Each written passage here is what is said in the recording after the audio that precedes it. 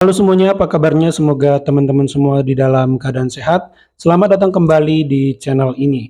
Ya, belakangan semakin menjadi-jadi bagaimana Roy Suryo, ya Rismon, ya Dokter Tifa ini mulai menyeret banyak hal dalam pertarungan yang mereka bikin sendiri, yaitu perihal ijazah Pak Jokowi yang mereka anggap palsu ya. Salah satunya ketika Roy Suryo dan Dokter Tifa itu ke Komnas HAM ya teman-teman, di situ mengadu. Saya dengar ya di video bagaimana Roy Suryo mengatakan itu hak mereka untuk melakukan penelitian, hak mereka untuk apa lagi ya, ya untuk bersuara, mempertanyakan dan segala macamnya. Ya teman-teman, lalu tidak jarang mereka mulai membawa eh, rakyat Indonesia ya teman-teman, dan tentu tidak benar itu mengatasnamakan rakyat Indonesia, karena ada juga banyak rakyat yang percaya bahkan yang tidak mau ini dipermasalahkan berkepanjangan ya teman-teman. Lalu Rismon ketika selesai diperiksa juga saya lihat videonya itu mulai menyeret kasus KM50 ya, lalu menyeret kasus Sambo, lalu menyeret kasus Jessica Mirna gitu ya teman-teman. Nah, tentu ya teman-teman, kita tidak menafikan ya teman-teman, mengabaikan bahwa ada hal-hal yang benar dari argumentasi Rismon yang di mana terjadi kesalahan ketika terjadi penyidikan atau penyelidikan ya teman-teman. Tetapi kalau menurut saya dalam kasus mereka ini harusnya mereka dengan gentle itu bertarung dan tidak takut bahwa kasus ini akan sampai ke pengadilan. Justru mereka harusnya menurut saya gemes kalau geram kalau kasus ini berlarut-larut dan lama sekali sampai di pengadilan. Karena apa?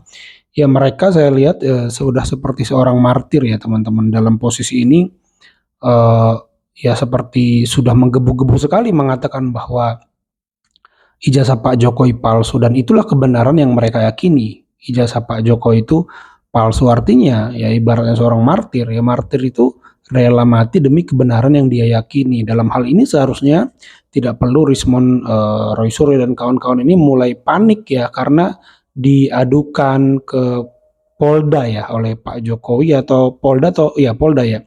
Nah, harusnya tidak perlu panik, itu hak Pak Jokowi juga untuk melaporkan, karena mereka sudah mengklaim. Nah, yang aneh itu menurut saya begini, di mana-mana yang namanya penelitian atau spirit penelitian itu adalah meragukan sesuatu ya, tentu itu benar ya.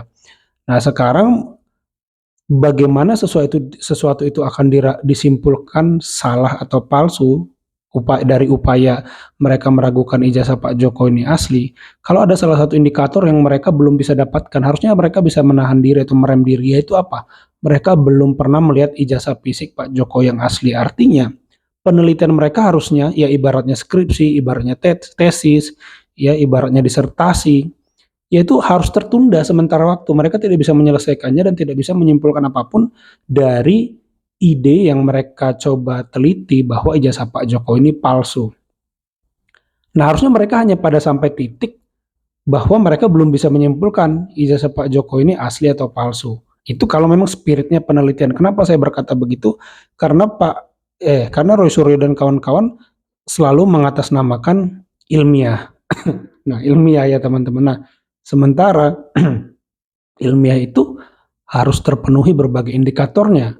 Artinya di situ semangat yang mau dibangun adalah tidak boleh terburu-buru, ya harus lengkap indikatornya, harus lengkap segala sesuatu yang dibutuhkan untuk sampai pada kesimpulan. Itu kenapa panjang lah, yang namanya ilmiah itu panjang, bisa bertahun, puluh-puluh tahun ya teman-teman belum selesai, dan lama sekali selesainya. Dan kalau mengataskan nama ilmiah untuk ijazah Pak Joko ini ya berarti mereka adalah ilmuwan yang gegabah. Mereka kan selalu mengklaim diri ilmuwan, artinya mereka ilmuwan yang gegabah. Belum pernah lihat aslinya, versi analognya, yang fisiknya. Ya di mana-mana orang penelitian itu mendatangi sumber. Ya harusnya mereka mendatangi Pak Jokowi dulu, lihat dulu ijazahnya, baru diteliti. Nah ini kan kalau orang yang punya semangat meneliti, ya di mana-mana juga pasti harus mendatangi sumber primernya ya kan. Nah itu teman-teman. Jadi menurut saya ada yang janggal dari sikap Roy Suryo dan kawan-kawan belakangan ini, karena mereka mulai menyeret banyak hal.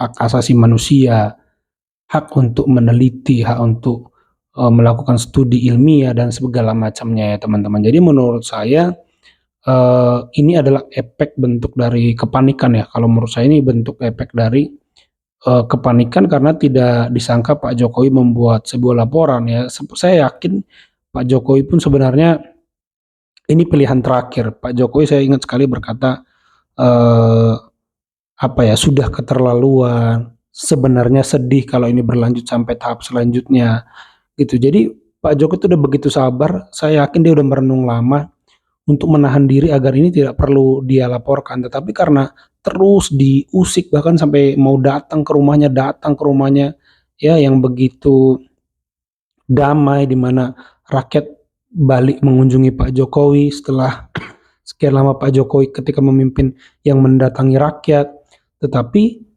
itu diganggu, diusik ya, ketenangan Pak Jokowi itu diusik. Jadi saya pikir disitulah Pak Jokowi memutuskan ingin mengambil tindakan bahwa dia harus melaporkan ini. Karena bisa jadi Pak Jokowinya tidak terganggu, tetapi orang-orang di sekitarnya yang terganggu, yang tidak nyaman dengan sepak terjang, dengan kelakuan daripada Roy Suryo dan kawan-kawan. Jadi menurut saya pengadilan adalah salah satu-satunya menurut saya gerbang terakhir yang bisa menyelesaikan ini karena ketika kemarin Barreskrim sudah mengklarifikasi memberikan begitu banyak ada nomor ijazah, nomor kartu, saya nggak hafal sih tapi ada foto-foto itu kan yang mengindikasikan bahwa seseorang pernah kuliah itu tidak dipercayakan. Jadi ini rumit ya teman-teman untuk meyakinkan jalan pikiran Roy Suryo, Rismon, dan kawan-kawan ini begitu sulit, maka saya pikir dibuka saja di pengadilan nanti adu data, adu analisa ini akan sangat seru. Ya teman-teman minimal mencerdaskan yang nonton. Semoga banyak ilmu di sana, banyak ahli yang didatangkan dan ada pertarungan logika, pertarungan bukti terutama karena pengadilan itu kan alat bukti ya teman-teman. Dan tapi kalau saya dengar dari seorang ahli hukum ya di TV One, aduh saya lupa nama beliau siapa. Posisi sekarang ini sudah seperti 3-0 gitu di mana Roy Suryo ini udah kalah telak karena pengadilan itu bertarung perihal alat bukti dan apa yang diklarifikasikan oleh Barreskrim itu sudah lebih dari 2 alat bukti. Nah, jadi kalau saya kutip ahli di TV One kemarin itu posisinya sekarang Roy Suryo itu pasti kalah karena apa yang disampaikan Barreskrim itu sudah lebih dari 2 alat bukti ya teman-teman. Jadi itu kondisinya sekarang mungkin kenapa mereka panik. Kalau menurut teman-teman bagaimana coba tulis di kolom komentar. Itu saja video kali ini. Terima kasih buat teman-teman yang sudah menyimak sampai selesai. Jangan lupa di like videonya, di subscribe channel ini. Sampai jumpa di video saya selanjutnya.